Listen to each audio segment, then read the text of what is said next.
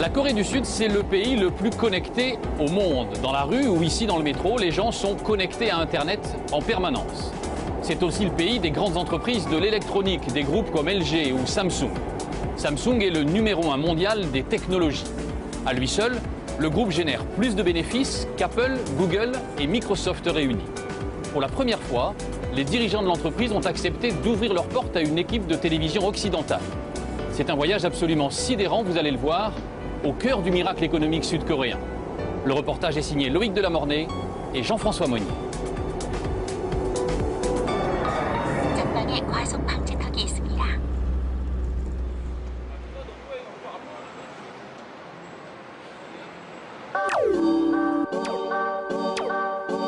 Il était une fois Madame Lee, ménagère coréenne. Comme chaque matin, elle posait cette question: miroir, mon beau miroir, suis-je toujours aussi belle? Et grâce au capteur laser installé au plafond, son miroir lui répondait. Je recherche vos paramètres santé. Masse graisseuse, 11,5%. Pulsation cardiaque, 90. Température, 36 degrés 9. Mon miroir dit que j'ai une excellente condition physique. Madame Lee doit ensuite préparer le déjeuner et se heurte à une autre interrogation: que manger aujourd'hui? Je présente cette assiette et l'ordinateur reconnaît quel type de viande c'est et me propose une recette. Ce midi, Madame Lee mangera donc du barbecue de porc avec des patates.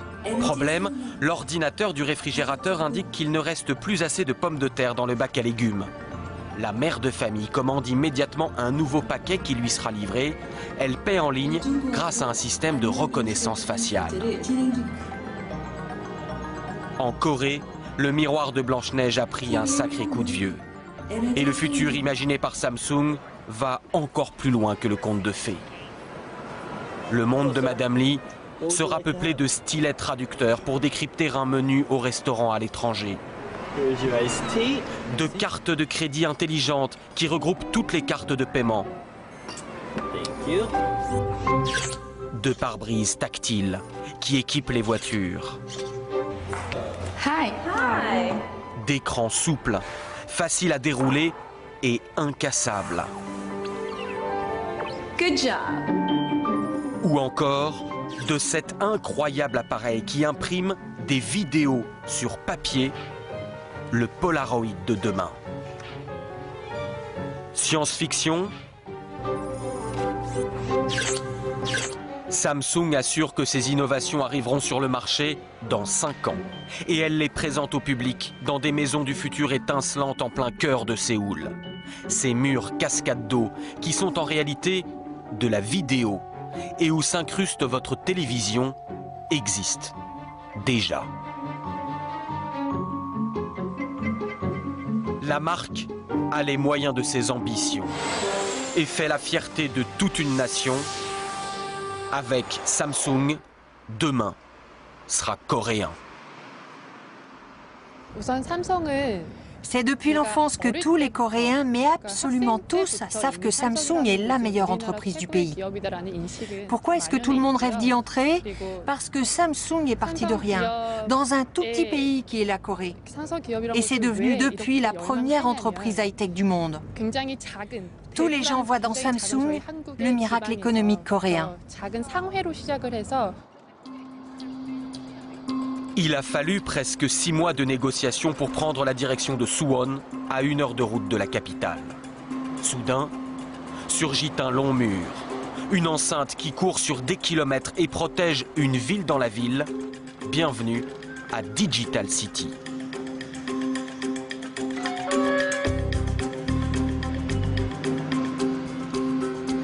C'est la première fois qu'une caméra occidentale pénètre dans ce sanctuaire. Voici l'une des 8 villes Samsung du pays. Celle-ci est consacrée à l'électronique. Avec ses 30 000 employés, elle a la taille et la population d'une ville française de province comme Auxerre. Avec ses banques, son hôpital et sa clinique dentaire. Avec ses stades, ses bars et ses restaurants. Pour fouler ces trottoirs, il faut être un membre de la famille Samsung. Et cette famille a beau compter 250 000 employés dans le monde, elle n'a qu'un seul esprit de corps. C'est ce qu'a découvert un jeune franco-belge tout juste recruté qui s'est fondu dans le moule coréen. Vous parlez coréen? Ah oui, bien sûr. Ah oui? Depuis quand? Je suis en Corée depuis 2 ans. Là. On entre dans l'entreprise comme on entre en religion. Le jeune novice a expérimenté la méthode Samsung juste après l'embauche. Pendant 3 semaines, en fait, on va dans un centre d'entraînement fermé, c'est-à-dire qu'on ne peut pas sortir, en fait. Donc week-end, jours fériés compris, on reste là. C'est assez chargé, les cours commencent à 7h30 du matin jusqu'à 9h du soir, plus des travaux de groupe le soir, la nuit, ce qui fait que sur 3 semaines, on dort en moyenne 3-4 heures par nuit. Mais après ces efforts, voici la récompense suprême. Les 5000 jeunes embauchés chaque année se retrouvent pour une gigantesque cérémonie d'intronisation. C'est l'exaltation du collectif et l'adoubement final de l'entreprise sous le slogan géant « Fiers d'être des Samsung ».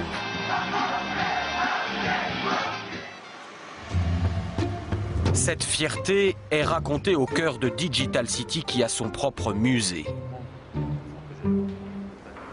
Les Digitaliens, comme ils s'appellent, vouent un véritable culte au fondateur de Samsung, Byung-Chul Lee. Il a créé en 1938 une petite épicerie de riz et sucre qu'il appelle Samsung, qui signifie 3 étoiles en coréen. 3 étoiles pour 3 valeurs fondatrices.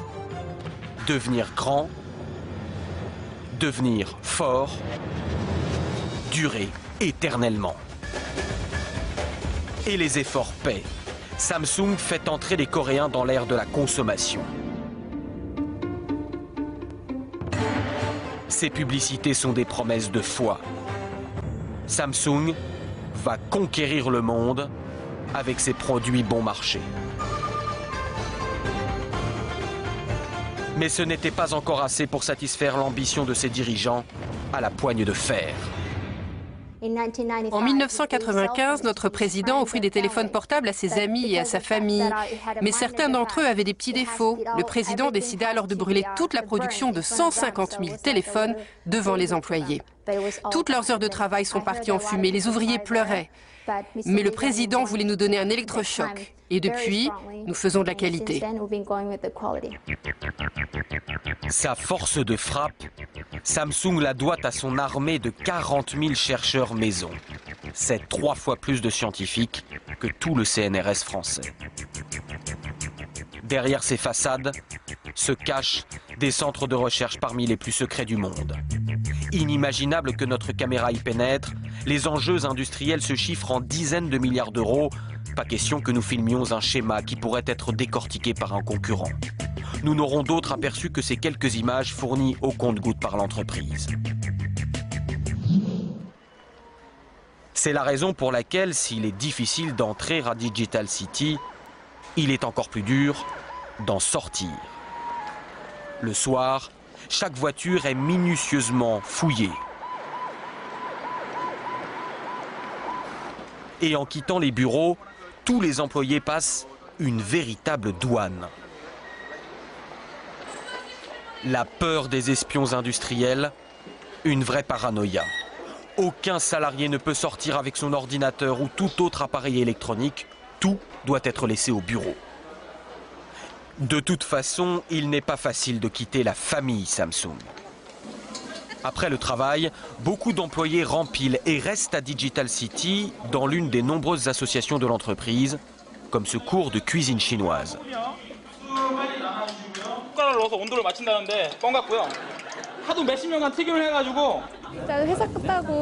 C'est vrai que je pourrais rentrer à la maison et voir un peu plus ma famille. Mais là, ça me permet de rester un peu plus longtemps avec mes collègues. Du matin jusqu'au soir, ces salariés motivés ne se voient pas vivre loin de la sphère de l'entreprise. Je travaille de 9h à 18h. Après, je fais des activités comme ce cours de cuisine. Puis je retourne travailler un peu à mon bureau jusqu'à 21h environ. Après, je rentre chez moi, je retrouve ma femme et mes enfants. Et une fois qu'ils sont couchés, je retravaille pour mon autre association Samsung, un club de construction de robots, jusqu'à 2h du matin. Est-il concevable d'échapper à l'emprise de l'entreprise? Car quand on travaille et se divertit chez Samsung, il est tout naturel qu'on habite chez Samsung. Voici un complexe Raimian. Un acronyme qui signifie futur, beauté, confort. Ces luxueux lotissements Samsung sont disséminés partout dans le pays. Ils sont ouverts aux salariés du groupe et à tous ceux qui ont les moyens. Les résidents sont choyés, déplacements en véhicules électriques, services à profusion. Les enfants ont même leurs propres écoles, construites par Samsung bien sûr. Seul entorse au contrôle de la marque, les professeurs dépendent tout de même de l'éducation nationale.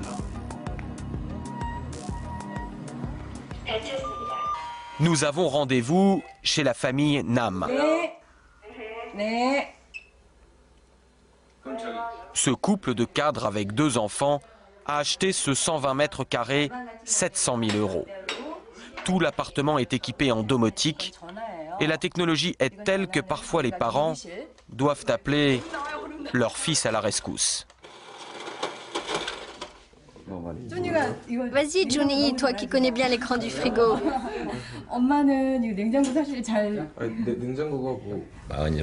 J'ai 47 ans, petit j'habitais dans le coin et c'était complètement sous-développé. J'aurais jamais imaginé que ça se développerait comme ça. Par rapport à d'autres pays, il y a eu une croissance extraordinaire. Moi, je me rappelle qu'enfant, la seule chose qui comptait, c'était l'éducation. C'est grâce à ça que Samsung s'est doté de cerveau et a réussi. Dans ce monde, la seule chance de survie, c'est le savoir. Études, travail, réussite. On dort peu en Corée. Et le pays du matin calme n'a jamais aussi mal porté son nom.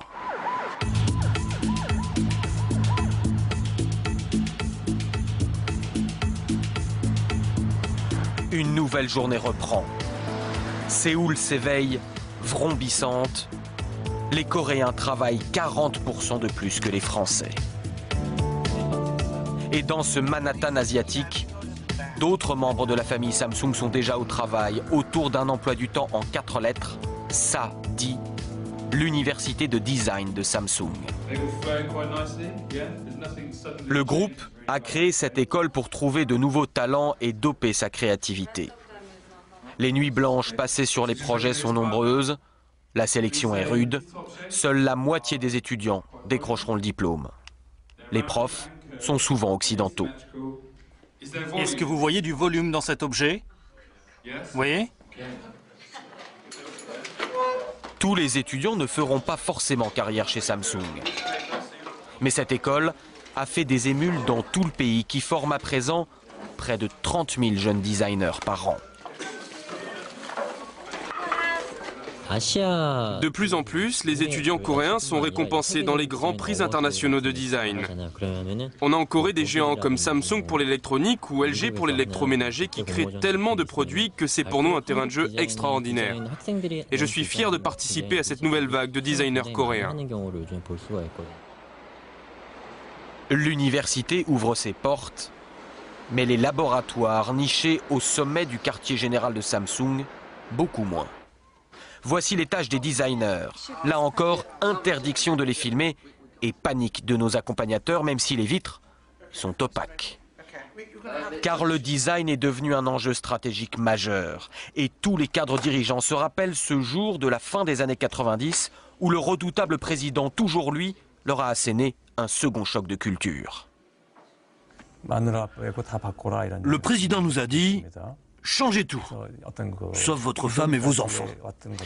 Il fallait se débarrasser de tout ce qui avait été acquis auparavant. C'est là qu'il a lancé la révolution du design dans l'entreprise. Le vice-président est fier de présenter son dernier bijou. On voulait quelque chose de chic, de brillant, de classe. Pas un mot sur la ressemblance frappante entre le dernier né de la gamme Samsung et la tablette d'un célèbre concurrent. Prononcer le mot Apple n'est pas politiquement correct chez Samsung. Mais pour Philippe Lee, président de la Chambre de commerce franco-coréenne, l'important n'est pas que le coréen ait plus ou moins copié l'américain. Samsung avait complètement mésestimé l'importance des smartphones. Il y a quelques mois, panique à bord. Donc il a fallu mettre en place un plan de réaction par rapport à ça. Mais le plan, il est sorti au bout de quelques mois. C'est-à-dire que le groupe a été capable, en quelques mois, de concevoir un produit qui n'est pas un produit révolutionnaire, puisqu'il est très similaire à celui de l'iPhone, mais à développer ce produit et à le commercialiser avec succès et dans le monde entier. Et c'est là l'autre prouesse du groupe. Avoir changé son image, notamment dans les pays occidentaux, grâce à son marketing. Partenariats sportifs dans les plus grands événements, ou encore publicité ciblée avec des stars nationales, comme dans ce spot pour l'Australie, où Samsung s'est offert l'icône du pays, Simon Baker, l'acteur de la série du moment, Le Mentaliste.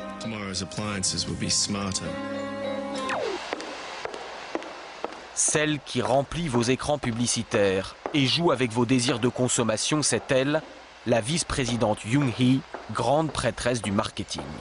Passée par New York, Londres et Paris, ancienne de L'Oréal, elle vient de lancer la dernière étape de son plan. Jusqu'ici, on adaptait notre stratégie publicitaire en fonction des pays, un acteur australien pour l'Australie, etc. Mais c'est fini, désormais on va unifier la communication. Tous nos produits auront le même style, les mêmes noms, les mêmes visages, car ce sont des produits universels. Samsung est devenue une marque monde.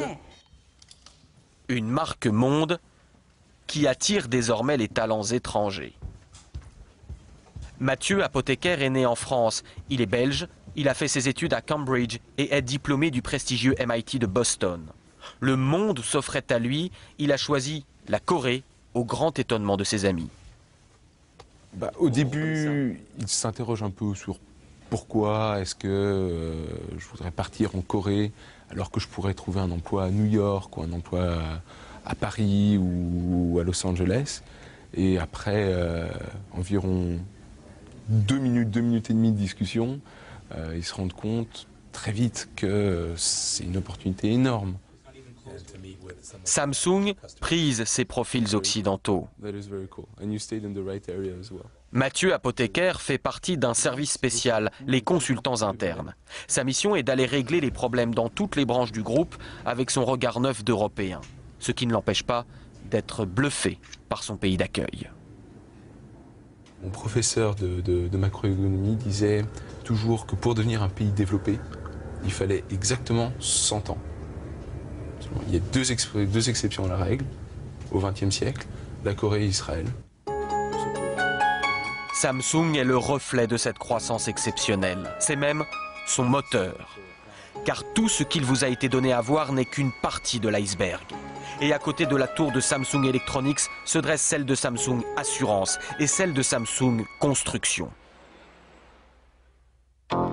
On appelle cela un chaebol, un conglomérat en coréen.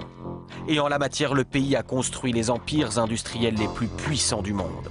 Samsung représente 1/5 de l'économie de la Corée. Car sur les mers du globe, on bat aussi pavillon Samsung. Ces chantiers ont œuvré pour hisser la Corée au 2e rang mondial dans la construction navale. Le groupe est aussi un géant du BTP, tant en Corée qu'à l'étranger. La plus haute tour du monde, à Dubaï, est une tour Samsung. Elle affiche, sur 800 mètres de haut, la suprématie du groupe. Scientifique de pointe et BTP, il n'en fallait pas plus pour que Samsung s'intéresse à l'atome. Associé à l'EDF sud-coréen, le groupe construit ses propres centrales nucléaires et l'an dernier, ses ingénieurs ont fêté un joyeux événement aux dépens de la France. Ils ont soufflé à Areva la construction de 4 réacteurs aux Émirats arabes unis. Je pense qu'en France, on ne se rend pas compte de la vitesse d'évolution, du fait qu'effectivement la Corée s'est devenu un pays concurrent de la France, ou en tout cas au même niveau, ou quasiment au même niveau que la France dans beaucoup de domaines. Gare de Séoul. Ce train vous semble familier. Normal, c'est le TGV que les Coréens ont acheté à la France en 1994. Il ne leur a pas fallu 15 ans pour construire le leur. Voici le KTX. Il a été conçu par un autre géant coréen, le groupe Hyundai. Et il affronte désormais son grand frère sur les appels d'offres internationaux au Brésil ou en Californie.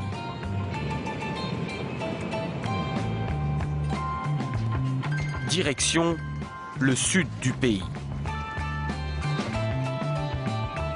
Le voyage de 300 km explique presque tout.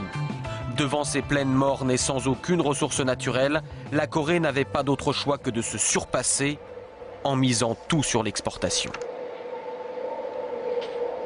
Voici Busan, deuxième ville du pays. Son port et ses dizaines de milliers de voitures Samsung Motors prêtes à l'embarquement. Mais ici, plutôt que combattre le rouleau compresseur coréen, la France a choisi de s'allier avec lui. Samsung Motors a été racheté en grande partie par Renault. Le Français construit ici des voitures pour les 3 marques du groupe: Renault, Samsung Motors et Nissan. Le constructeur dispose même d'un technocentre en Corée, où les prototypes sont conçus et les voitures testées. Après la France et l'Allemagne, la Corée est le 3e marché de Renault. Et désormais, quand la marque aux losanges lance une nouvelle berline, elle ne l'inaugure plus dans son pays natal, mais ici, en Corée. Notre voiture la plus vendue, c'est ce qu'on appelle la SM5. Qui sera commercialisée prochainement sous le nom de Latitude en Europe. Autrefois, on aurait pu dire je conçois la voiture pour les marchés européens, puis après je vois si je peux la vendre dans les autres marchés. Maintenant, on est dans une autre démarche. Quand les volumes sont presque plus importants hors d'Europe qu'en Europe, il faut concevoir la voiture d'abord pour ces marchés-là. Toute la Corée est donc occupée par Samsung. Toute? Non. Une petite marque résiste encore et toujours à l'Empire. Et à Séoul, Astérix s'appelle Apple. Plus exactement Frisbee, car la marque à la pomme n'a pas encore suffisamment de poids pour ouvrir ses fameux magasins Apple Store. Ce n'est pas évident pour nous. Les gens ne connaissent pas encore bien la marque. C'est difficile de s'attaquer au marché coréen, mais la curiosité commence à payer. L'État coréen ne fait pas de cadeaux à l'Américain. Pour des problèmes de service après-vente, l'un des hauts dirigeants d'Apple a été convoqué pour s'expliquer devant l'Assemblée nationale. Et même si Apple remporte un succès, ce sera quand même une victoire Samsung. Le Coréen est le numéro 1 mondial des semi-conducteurs et sous la coque des iPhones, les composants, et oui, sont des puces Samsung. C'est David contre Goliath. En face, Samsung étale ses Delight Center et autres showrooms ultra-modernes. Sur les écrans des ordinateurs peu de Google, le célèbre moteur de recherche n'occupe que 5% du marché coréen. Ici, on navigue sur Naver ou Dome, considéré comme plus performant. Et avant la création de Facebook, les Coréens avaient déjà leur réseau social, Cyworld. Comme pour avertir l'Occident, qu'il ne s'endorme surtout pas sur ses certitudes, car demain, votre cyberespace pourrait bien être coréen.